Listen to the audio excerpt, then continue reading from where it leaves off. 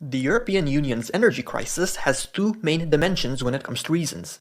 One, issues outside the EU's control, for example shocks such as the pandemic and the war in Ukraine, and two, energy policy mistakes, for example Germany's head-scratcher policy of abandoning nuclear energy. Today, we are witnessing the consequences of policy mistakes in the context of geopolitical shocks. More specifically, the consequences of being too dependent on Russian energy imports to the tune of approximately A. 29% of oil imports, B. 43% of natural gas imports, C. 54% of solid fossil fuel imports, primarily coal. Those are the numbers according to Eurostat, and there's good and bad news at this point. The good news is that 1. It goes both ways, with Russia also being dependent on the EU as an energy customer, especially problematic when it comes to natural gas, which Russia sends mainly via pipelines.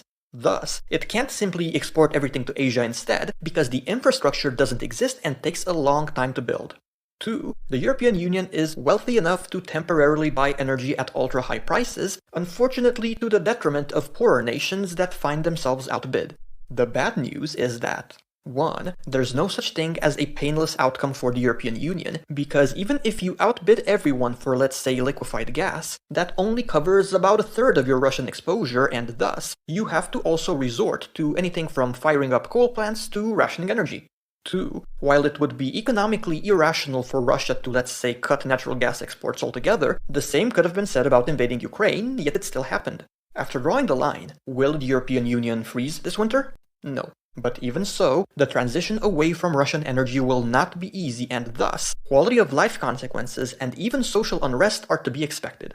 Bitter but necessary geopolitical medicine, if you will, medicine that will force the EU to do what it should have done many years ago.